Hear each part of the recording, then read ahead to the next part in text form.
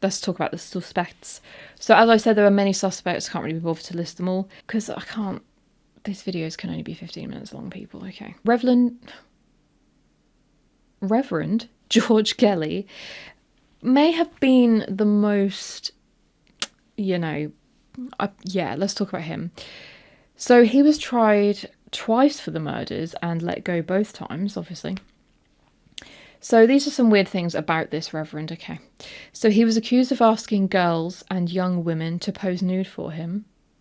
Why? Was he like a painter or a photographer? I'm not actually sure. And he was also accused of being a peeping Tom. So obviously going around people's windows and looking in like a pervert. Not like a pervert. He is a pervert. So he actually taught at the service that the Moore family attended the evening or night they died.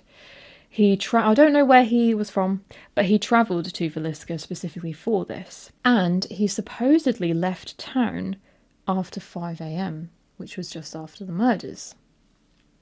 Suspicious. And guess what as well? He actually confessed to the murders in court, but jurors didn't believe him. They just didn't think that he would be capable of such a thing. But over the next few weeks after that, he was absolutely obsessed with the case, okay? He would write letters to the police, detectives, and family of the victims. And a detective actually wrote back saying, like, hey, dude, what do you actually know about these murders? Like, what did you see anything? Did you hear anything? Like, what's going on? And the Reverend was like, well... He wrote back saying that in great detail, that he heard sounds and even witnessed the murders. I mean, I'm sure there was more to his reply than that, but it got people thinking again. I think this is our guy. He did have a history of mental illness, so it made authorities very doubtful of his claims. I mean, he could just literally be imagining all of this stuff and inserting himself into a situation that he had nothing to do with. Or he could be the murderer. He was arrested in 1914 for sexually harassing a lady. She had applied to become his secretary. So he was basically, I think he was it said that he was sending her obscene things in the post. I'm quite curious as to what, but it wasn't said. He was then sent to a mental hospital. I mean, nowadays, the first port of call wouldn't be to send him to a mental hospital, I don't think. But he was put there. And then years later, in 1917, he was arrested for the murders. I don't know what really led them to that point, but he was let go. So, great. And there were many, many other suspects, but they pretty much all had alibis, or they didn't have enough evidence to actually go through with, prosecuting them. But I feel like the Reverend was a good shout, maybe. I'm not really sure. However, there is also another guy that people suspect could be the killer. The Mad Murderer of the West, also known as the Man on the Train. So this could be a good shout as well, actually. So he was apparently, or they reckon he was responsible... I can't talk properly. Responsible for over 100 murders.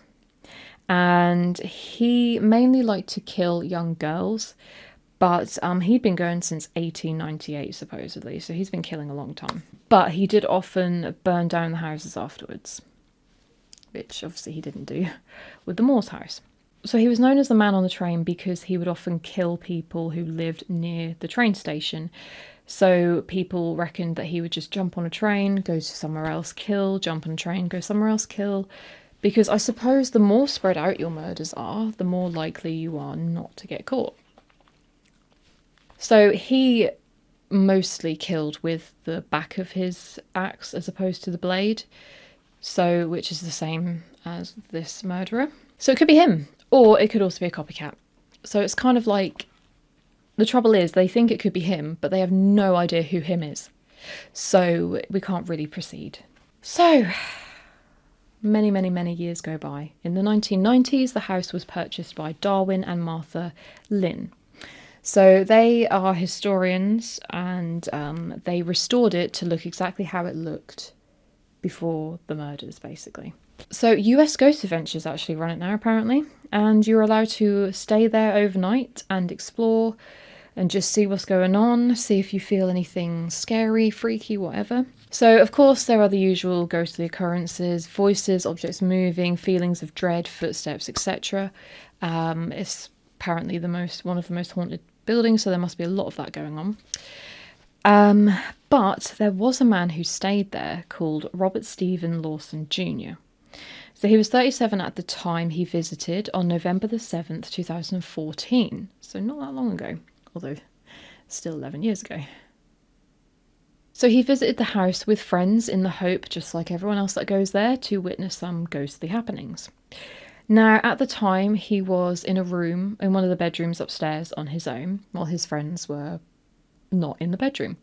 And his friends were just doing their thing, and then they hear a call for help over their they call it a radio, but I'm guessing they're just walkie-talkies. So his friends go into the room and they see him stabbed in the chest.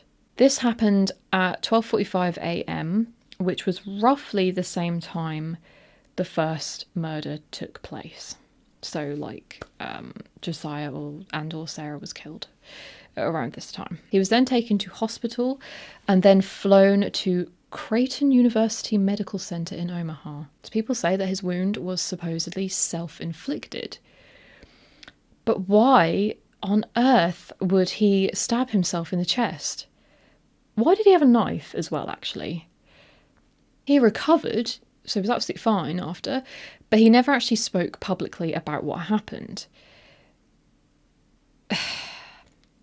So my sort of theory, perhaps, there's a few theories actually, I don't know. Maybe he was actually stabbed by a ghost. I mean, maybe somebody in that house thought, I don't like you very much, and happened to have a knife, or he had a knife, and they stabbed him. Like a poltergeist just stabbed him in the chest. Or perhaps for some reason, I don't know, he had a knife and then fell and stabbed himself, and it was embarrassing, so he didn't want to talk about it. So the first one, getting stabbed by a ghost, he didn't want to talk about it because who's going to believe him? Second one, too embarrassed because he stabbed himself by accident. Third one, perhaps he stabbed himself because, so people noted that they felt like really bad vibes, if you like, in that house, like feelings of dread. Maybe he got overcome with those, being alone in the bedroom. He just felt such feelings of dread that he just wanted to kill himself. I don't know. But again, it takes me back to the question, why did he have a knife? Why do you don't go on a ghost hunt with a knife. You go on a ghost hunt with silver bullets. No, that's to kill vampires, isn't it? Salt bullets? Salt. Something to do with salt, okay? I watched Supernatural. So obviously potential visitors were then like, oh my god, I don't even think I want to go there because what if I get killed? But then I feel like it probably attracted more people at the same time because they were like, oh my god, there's actually something going on in this house. You know, those freaks sort of thing. But of course, Martha Lynn, who owns the house, was very concerned, issued a public sort of thing to say, I'm really sad about what happened, but don't let it put you off coming to visit because, like, it wasn't the ghosts, I swear. Ghosts can't kill people. I mean, she didn't really say that, but that kind of vibe, you know, trying to make sure that her business still does well and that people still go visit. So yeah, that was basically that. Really weird, isn't it, that this guy got stabbed and apparently did it to himself. Don't really understand that. I'd love for him to just one day be like, I am going to talk about what happened. Yeah. Anyway, thank you for watching. I will see you again soon.